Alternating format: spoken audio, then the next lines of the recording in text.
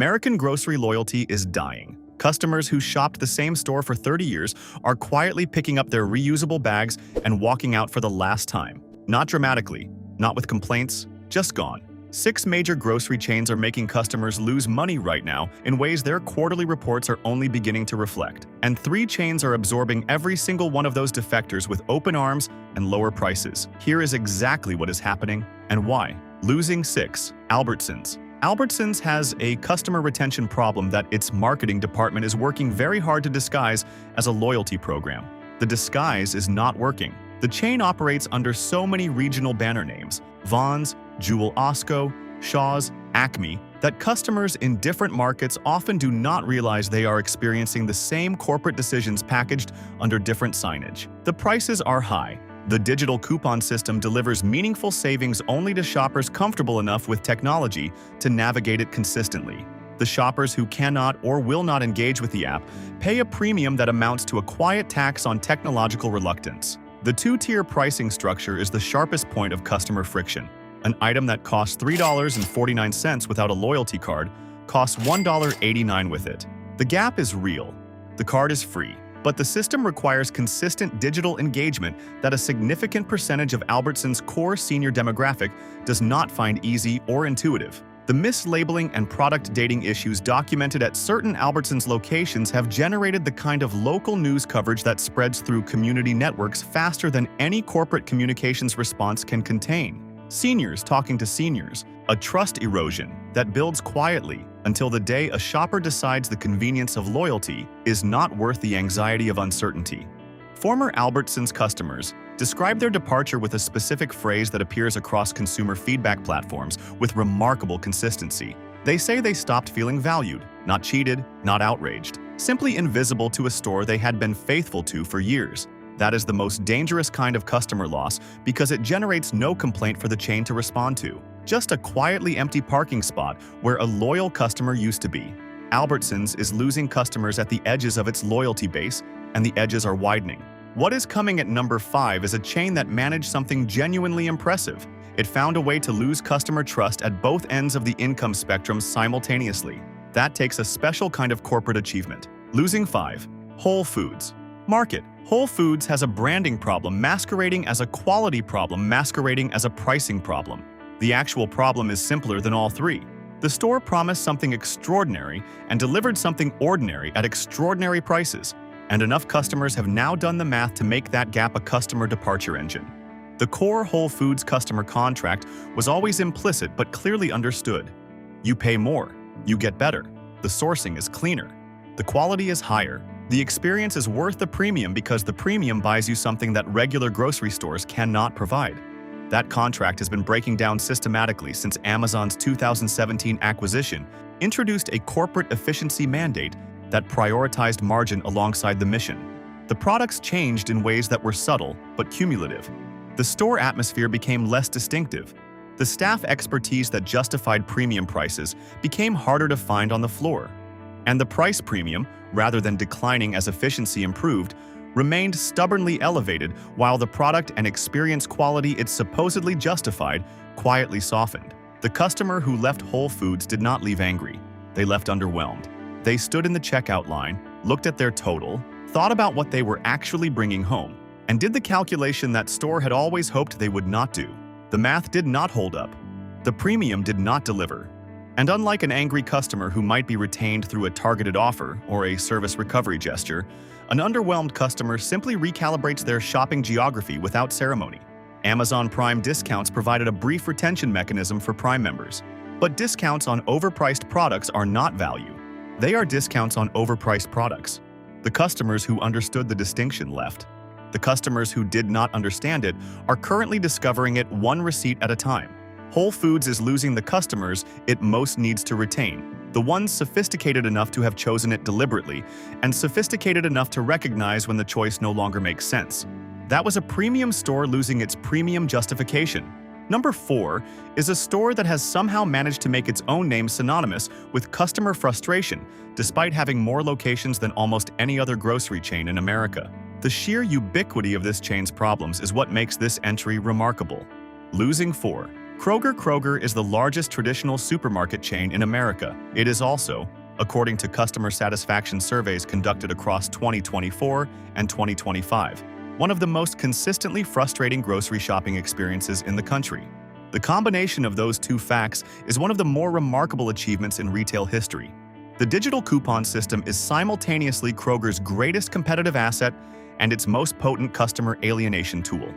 For shoppers who engage fully with the Kroger app, clip digital coupons consistently, and activate personalized deals before every visit, the effective price at the register is genuinely competitive. For everyone else, which includes the majority of older adults who shop Kroger out of decades of habit without ever fully engaging the digital ecosystem, the shelf prices are not competitive, and the checkout experience confirms it every single time. The out-of-stock problem at Kroger locations has been documented in consumer complaints, employee reviews, and supply chain analyses with a consistency that suggests structural causes rather than isolated incidents. Shoppers building a weekly meal plan around a Kroger shopping list have learned to build contingencies because the item they planned around has a meaningful probability of not being there when they arrive. That planning tax compounds across every weekly visit until the cumulative frustration reaches a threshold and the shopper reconsiders their options. The self-checkout expansion has been perhaps the sharpest source of customer friction. Kroger has reduced staffed checkout lanes at locations across its network in ways that have increased wait times, increased self-checkout errors, and increased the number of interactions requiring staff assistance during a process specifically designed to eliminate the need for staff assistance. The resulting experience is neither the efficiency of genuine self-service nor the assistance of genuine staffed checkout. It is the worst properties of both delivered simultaneously. The customers Kroger is losing are not being driven away by a single dramatic failure. They are being walked away by an accumulation of minor frictions that individually seem manageable and collectively become intolerable. The digital divide, the empty shelves, the checkout frustration. Each one is survivable. Together, they build a case for reconsideration that a competitor with fewer frictions wins easily. If this list is already making you reconsider your own grocery loyalty, hit that like button right now and subscribe. Every week we break down the grocery industry shifts affecting senior shoppers specifically. And the people who follow along are always the ones who make better decisions before the rest of the market catches up. One tap on like and one on subscribe. Do it right now. Because number 3 on the losing list is a chain that has somehow managed to make budget shopping feel expensive. An achievement so counterintuitive, it demands a specific explanation. Losing 3. Dollar. General Fresh Dollar. General's expansion into fresh and refrigerated grocery was announced as a solution to food access challenges in underserved communities. The announcement was received with genuine optimism. The execution has been received with something considerably less charitable. The core problem with Dollar General fresh food is not availability. It is trust. And trust, once broken in the context of food safety and product freshness, is one of the most difficult things in retail to rebuild. Temperature compliance issues, dating irregularities, and product condition concerns documented across Dollar General fresh sections in health department inspections and consumer complaints have created a perception problem that the company's operational reality has not yet resolved. Shoppers who tried the fresh meat had a disappointing or concerning experience and reverted to driving the additional distance to a conventional grocery store are not coming back to Dollar General for fresh protein regardless of the price. The pricing itself has created a secondary friction. Dollar General's fresh food pricing does not deliver the dramatic discount relative to conventional grocery stores that shoppers expect from a chain whose entire brand identity is built around price leadership. When a product is both more expensive than expected and less trustworthy than hoped, the customer calculation is simple, and the outcome for the retailer is not favorable. The seniors who were most targeted by Dollar General's fresh food expansion, rural and suburban older adults with limited transportation and limited grocery alternatives, are the shoppers most negatively affected when the fresh food option they were supposed to benefit from delivers an experience that does not merit the trust that geographic dependency creates. Dollar General is not losing customers who have abundant alternatives. It is losing customers who deserved better options and expected a chain with Dollar General's resources to provide them. That is a different and more uncomfortable kind of customer departure. From the store, losing customers who never had good alternatives, to the store, losing customers who had every alternative and chose it anyway. Number 2 on the losing list is a retail institution whose customer departure story is the most surprising of any chain on this list, because its customers should theoretically be the most loyal in grocery retail. Losing 2. Trader Joe's. This entry will generate disagreement, and that disagreement is itself evidence of the phenomenon being described. Trader Joe's has the most emotionally invested customer base in American grocery retail. It also, according to recent data, has a customer satisfaction trendline that is moving in the wrong direction for the first time in the chain's modern history. The Trader Joe's model is extraordinary when it works. Limited selection, direct sourcing, enthusiastic staff, products with genuine personality, a store culture that makes grocery shopping feel like something more than a chore. The combination has produced a customer loyalty that functions less like retail preference and more like brand identity for a specific demographic that has made Trader Joe's shopping a personality trait. The problem is scale. As Trader Joe's has expanded, the very qualities that made its original locations feel genuinely special have been increasingly difficult to replicate at the consistency and quality level that made the brand. Staff who were genuinely knowledgeable and genuinely enthusiastic in the original culture have been replaced in some locations by staff who are performing the Trader Joe's personality without embodying it. The product rotation that once felt like a curated surprise increasingly feels, to the customers who have been shopping there for 2 decades, like a predictable cycle of familiar faces with new packaging. The parking situation at virtually every Trader Joe's location in America is its own special category of customer deterrent that has graduated from running joke to genuine shopping barrier. Seniors managing mobility challenges, carrying bags, navigating crowded lots, and competing for spaces designed for a fraction of the actual customer volume the store generates are the shoppers for whom the Trader Joe's parking experience most directly affects the decision of whether to come back next week or find a store where the parking does not require a competitive strategy and a parking lot prayer. The customers Trader Joe's is losing are not leaving for a dramatically better product. They are leaving for a less complicated experience. And in 2026, the grocery landscape has enough less complicated options that the Trader Joe's complexity tax is no longer automatically worth paying. That was a beloved brand fraying slightly at its beloved edges. Number 1 on the losing list is the chain that has pulled off the most impressive disappearing act in grocery retail, convincing millions of customers for decades that it was the affordable option while quietly being neither as affordable nor as trustworthy as the myth required. Losing 1. Walmart. Grocery. Walmart's grocery operation is not losing customers loudly. It is losing them quietly, in the specific way that matters most for long-term retail health. It is losing the customers who did the comparison. The lowest price mythology that Walmart's brand has cultivated across 50 years of American retail is encountering a 2026 environment in which price comparison is a 30-second exercise on a smartphone rather than a 3-store Saturday expedition. And when customers do the comparison, they discover that Walmart's grocery prices are lower than conventional supermarkets in some categories, comparable in others, and higher in a surprising number of product segments where the brand confidence Walmart's scale creates has allowed the chain to price above what genuine competition would permit. The fresh food quality concerns that follow Walmart's supply chain are not new. The centralized distribution model that makes Walmart's pricing efficiency possible adds transit time and handling to fresh produce and protein in ways that affect the eating quality of what arrives at individual store locations. Customers who have made the comparison between Walmart produce and produce purchased from a store with shorter supply chain timelines have noticed the difference in ways that accumulate into a sourcing preference. The understaffing reality, the self-checkout expansion that places operational burden on customers, the dynamic pricing algorithm that adjusts thousands of prices daily in ways that make consistent budgeting difficult, and the data collection apparatus that monetizes the shopping behavior of customers who never consented to being a data product are all friction points that individually can be rationalized and collectively build a case for reconsideration. Walmart is not going anywhere. It is too large, too deeply embedded in too many communities, and too strategically diversified to face existential retail threat. But at the grocery category level specifically, the customers who are paying attention to alternatives, and 3 chains in particular are ready to receive them.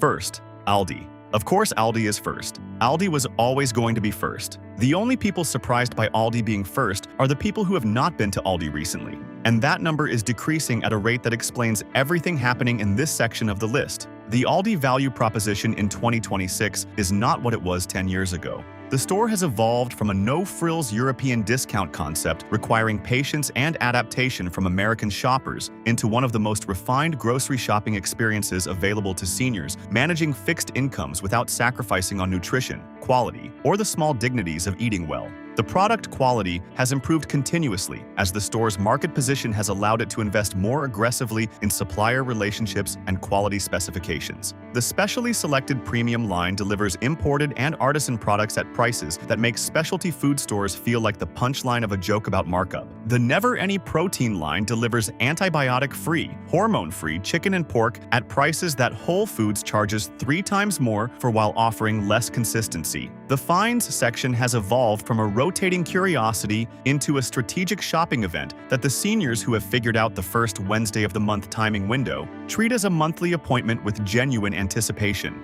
The health products, kitchen appliances, home goods, and seasonal items appearing in the 2026 Finds rotation have elevated the category from impulse purchase territory into genuine life quality improvement territory at prices that no competitor in any format has approached. Former Walmart customers switching to Aldi describe the transition with a specific and consistent emotional note. Surprised relief. They expected to be compromising. They found themselves upgrading. The cart they fill at Aldi for less money than their previous Walmart trip delivered contains things that are better in specific and identifiable ways. Fresher produce, more transparently sourced protein, specialty items that cost real money everywhere else. Former Kroger customers describe the Aldi self-checkout process, which requires bagging your own groceries at a dedicated counter after the register, as genuinely faster than the Kroger self-checkout experience that broke down 3 times during the same trip. The Aldi version takes longer by the clock and feels faster because it works consistently and without incident every single time. Former Whole Foods customers describe standing in the Aldi specially selected section and recognizing ingredients, sourcing origins, and quality markers that they were previously paying the Whole Foods premium to access, now available at a price that makes the previous premium feel like a tax on not knowing about Aldi. Aldi is not a compromise. In 2026, for an increasing number of seniors who have made the transition, it is the upgrade they did not know they were waiting for. That was the obvious first answer delivered with the enthusiasm it deserves. What is coming at number 2 is a chain that has been building its senior-specific value proposition more quietly than Aldi, but with equal effectiveness for a specific subset of shoppers whose needs Aldi cannot fully address. Second, Costco. The objection to Costco for seniors has always been the bulk format. Who needs 5 pounds of almonds? Who has the freezer space for a restaurant format pack of chicken thighs? Who wants to carry a flat of canned tomatoes from the parking lot to the kitchen when the knees have opinions about stairs? These are legitimate practical concerns that deserve honest engagement rather than dismissal. And the honest engagement reveals that the seniors who have found solutions to the bulk format challenges are accessing a grocery value that genuinely has no competitor. The Kirkland Signature brand is the best store brand in American retail, not by a narrow margin, but by the kind of margin that becomes obvious within the first few purchases. The olive oil is cold-pressed and certified. The salmon is wild-caught and consistently excellent. The supplements deliver USP-verified nutrients at per-unit costs that make pharmacy retail pricing look like it was designed by someone with a specific grievance against senior budgets. The prime beef is USDA, graded and free of the sodium enhancement solutions that inflate weight and blood pressure simultaneously at competitors. The pharmacy is the Costco department that earns the most senior loyalty with the least fanfare. Generic prescription pricing at Costco consistently undercuts pharmacy chain pricing on the medications that seniors are most likely to be managing long-term. The savings on a single monthly prescription often exceed the annual membership cost. The savings across a typical senior medication profile make the membership fee one of the most financially sound annual investments available to any fixed-income household. The practical solutions to the bulk format challenge are well established among senior Costco converts.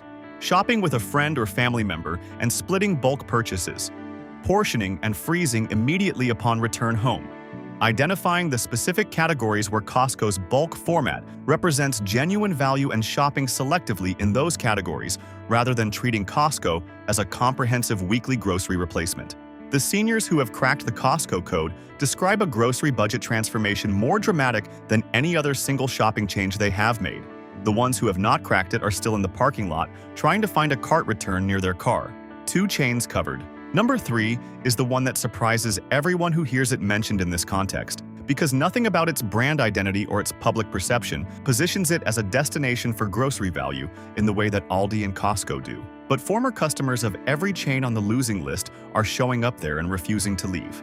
Third, WinCo Foods. WinCo is the best grocery chain most Americans have never heard of, and the customers who discover it describe the experience with the specific enthusiasm of someone who found something genuinely good that they cannot believe has not been on the mainstream radar. WinCo is employee-owned, operating across the western United States and expanding steadily. The employee ownership structure produces a specific and immediately perceptible store culture.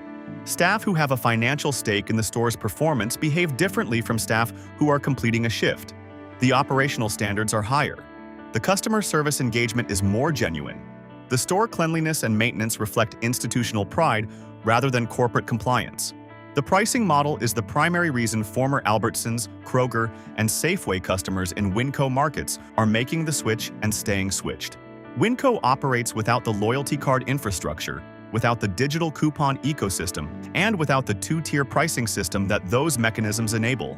The shelf price is the price. Everyone pays the same amount. No app required, no card to remember, no digital engagement prerequisite for accessing the competitive price that should be available to every customer regardless of their relationship with smartphone technology. For seniors who have been silently penalized by loyalty card systems they find confusing or invasive, the WinCo experience of walking to the shelf, seeing a price, and paying that price at the register without any intermediate steps or surprise adjustments is genuinely refreshing in ways that should not feel remarkable but do against the backdrop of what conventional grocery retail has normalized. The bulk bins that WinCo maintains across its stores provide a specific senior benefit that neither Aldi nor Costco offers. Buying exactly the quantity needed of grains, nuts, dried fruits, and specialty items reduces the waste that fixed portion packaging creates for seniors cooking for 1 or 2 people, and delivers the per-unit price of bulk purchasing without the storage challenge of buying more than is needed at once. WinCo does not accept credit cards, a policy that surprises first-time visitors and inconveniences some shoppers. It accepts debit cards, cash, and EBT. The no credit card policy is a direct reflection of the cost structure that produces WinCo's pricing. Credit card processing fees, typically between 1.5% and 3% of transaction value, represent a meaningful per-unit cost that WinCo passes back to customers rather than absorbing into the shelf price. It is the same logic as the Aldi cart quarter, a small operational choice whose cost reduction impact translates directly into better prices for everyone willing to work with the system rather than against it. Former Kroger customers in WinCo markets describe the switch with the same surprise satisfaction that former conventional grocery customers describe when they finally give Aldi a serious try. The expectation was compromise. The experience was upgrade. The prices are lower. The quality is comparable or better. The shopping experience is calmer, more transparent, and less designed to work against the customer's budget interests at every decision point. WinCo is not available everywhere. Neither is Aldi at its best, or Costco at its most senior-friendly. But in every market where these 3 chains operate, the customers who found them are the customers who are not on any chain's losing list. They are the ones who did the comparison, made the switch, and stopped leaving money on the table with every single weekly shop. If this changed how you are thinking about where you shop every week, hit that like button right now and subscribe. Every week we bring you the grocery intelligence that puts senior shoppers in control of the decisions that affect their health and their budgets simultaneously. The next video is already on screen. We are counting down the Aldi finds selling out fastest in 2026. Every one of them a product worth showing up early for, worth buying in quantity, and worth knowing about before the shelf empties and the opportunity closes for another full year. You will not want to miss a single one.